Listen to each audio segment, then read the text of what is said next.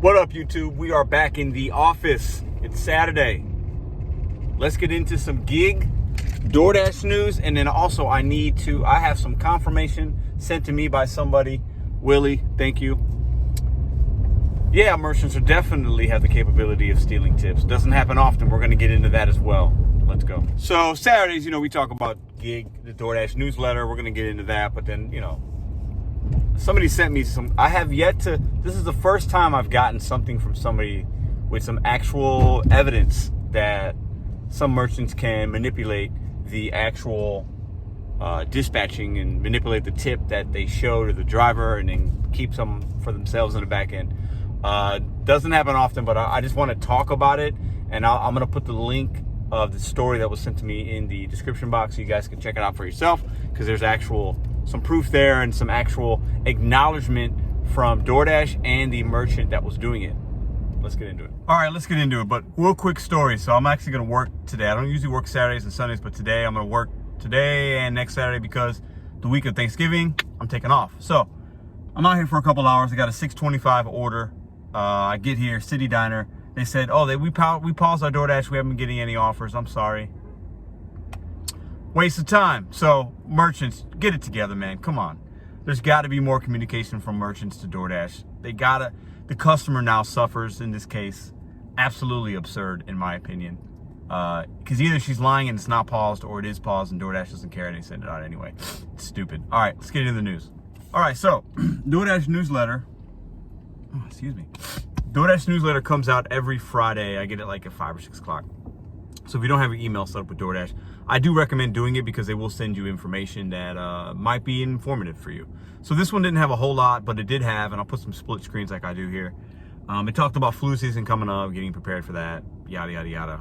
Now, I wasn't concerned with that, but if you're somebody that wants to have flu information, maybe get a flu shot, look at the newsletters, links below. The one thing I did like about it was this. So in the newsletter, it does talk about safety, car safety. This guy's gonna hit my car because he doesn't know how to drive.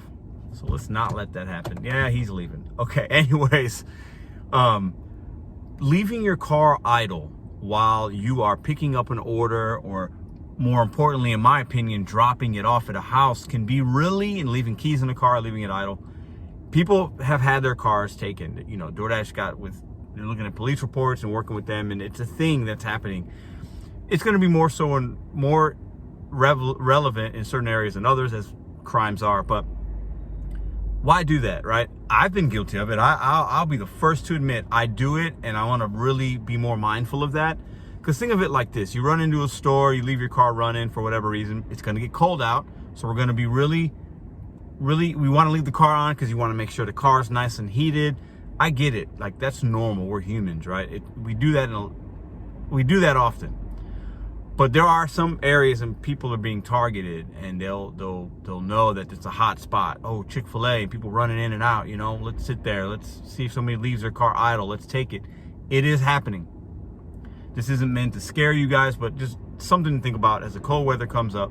We're gonna want to do that more often. Just know that if you do that, I hope you got some great insurance. I hope you're prepared, because if something happens, that can turn your day of wanting to make $100 into a whole nother kind of day, week, and month for you if somebody hijacks and takes your car. So, something to think about. All right, also in the newsletter, DoorDash talks about the Hotspots zones and things like that. Really, the only thing with this is know your market, number one. Secondly, those hotspots that show up in your in-app interface when you're on, they will update every 10 minutes based on orders and things that are coming in. So I don't really recommend always going to those hotspots. Find your own hotspots. Know where you want to go. Do your market research. That's what works for me. As you're new, you're going to want to go and it's telling me Chick-fil-A's busy. Let's go there. It's telling me Panera. Oh, the McDonald's is a hotspot. Yeah, but it might be crappy orders, right? Know your market. Know your market. Know your market. And in knowing your market, I know right now, the City Diner, I'm not going there because they got issues. They said so if I get a good order, I'm not even going to waste my time. And I'm not going to go in and mark it as closed and because that can get you in trouble as well if you do that dishonestly. Knowing your market is more important than any kind of honeycomb hotspot that DoorDash will tell you every day of the week. I believe that. And the last thing I'll share in the newsletter before we get into the confirmed issue with tipping from merchants taking them, or only giving you some, is driver ratings. Driver ratings, DoorDash will update if they see a customer rated you inappropriately and it wasn't out of your hands, like late delivery, but you know they understood that you got to the store, but the store was late, and then that caused you to drop it off late. If the algorithm knows that, they can remove those ratings. So you might see a spike in your ratings. You might be at a 4.92 one day, and then it goes up a little bit, and you notice that 1 or 2 or 3 star rating went away. And you're like, oh, okay, that's, you know, I didn't do enough deliveries to make that go away, because it does cycle every 100. They could be that the DoorDash got rid of it for you, and it caused your ratings to go up because they realized that was out of your control. So ratings can be updated in that way. Some people have even told me that they call support and say, hey, I got this bad rating, it wasn't my fault. And sometimes that works and sometimes it doesn't. But just know that if your ratings change, it could be for that reason, for the better. All right, now let's get into what might have really brought you here. All right, so like I said, I'm gonna put the link that was sent to me, I will put in the description box for you guys to look at. I'm gonna give you guys a quick rundown, and I'll give you my opinion on it, and I wanna get your guys' thoughts. I made a video, I think it was maybe the beginning of this week or maybe end of last week, can't remember, about restaurants, you know, my conversation I had with a local pizza joint and how they say they can manipulate the tablet. Some people said, yeah, that does happen. Other people, because I asked in the comments, let me know what you think. Is this even possible? Said, no, Papa John's can't do that. My store can't do that, but it could be store specific. The article I'm going to show you is going to show you just how store specific it can be, and how based on how restaurants are ran by management and how they do their tip policy, how that can be factored in. And the evidence is kind of here. You're going to see some tweets. You're going to see responses from DoorDash, BetonYou. You're going to see responses from the Grizzly app. Grizzly's partners with DoorDash to get alcohol deliveries out there. Then you're going to see responses from the actual merchant that did this. I want to say a quick disclaimer before we get into it. This article was sent to me because Willie, this is Willie Solis from the Gig Workers Collective, the guy that is setting up, going against Instacart, like battling them for the wrong practices. And, you know, so shout out to Willie. Thank you very much. He saw the video I made and said, hey, Pedro, I want to show you this. It is definitely happening. And he shared this article with me, so I want to thank him for that. That's where it came from. But so this wasn't something that I stumbled upon myself. It was brought to me. So just want to put that quick disclaimer out there. There was a gentleman that ordered alcohol delivery, used Grizzly. DoorDash was the driver that brought it to him. He tipped really well. I think it was a $19 or $29 tip. Really, so it's probably a lot of alcohol, whatever.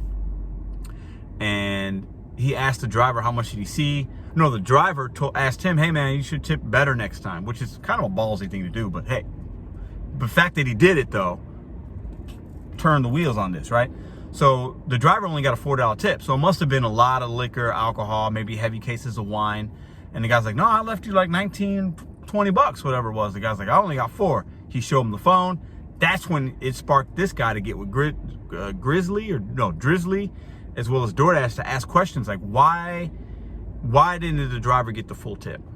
And if you look down far enough in the article, I'll probably try to put some split screens here, you'll see the responses, right? And this was a gentleman that I think had some clout in some ways. He had a Twitter following and started picking up speed.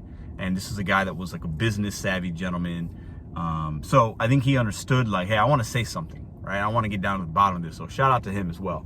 But anyways, this particular merchant, and there'll be a split screen I'll put here, and then also in the story, you can see on the tablet end of that merchant, they can, when they go to dispatch, they can put like the company they want to use, the tip amount that they're going to give that driver. There's a box.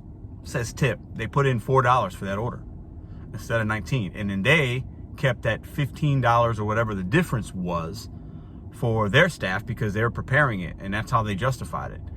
But that goes against the contract that they have with these companies, and that's, as DoorDash said, it goes against the contract that we have. All tips, 100% of tips should go to drivers. DoorDash states that very clearly. Even when a customer orders, it states it in their agreement with them. So DoorDash took note of that and kind of questioned them, and even said that they were going to eliminate the partnership that they have with that particular merchant, which is good, I think. I think that's fantastic. Now, I think this happens based on the article and the response of these companies. That happens it doesn't happen often. But let's say it happens, let's say 99% of the time this doesn't happen, only 1% of the time it does. Listen, guys, there are hundreds of thousands of orders every single day. So if you take 1% of that, that's still a decent amount of orders, a decent amount of money that's not going to me, it's not going to you. What do you guys think about this? I think I'm not surprised. I'm not saying anything that's new. But as I see things that are interesting, I like to share them with the community just because, we got to start talking about this stuff so the companies can be held accountable. And if you see something that doesn't seem right, say something wrong with that, right? I do like the fact that DoorDash should respond in the way that they did. I think that's good. But DoorDash, you can do more. You can do better. I've been saying this since day one of this channel.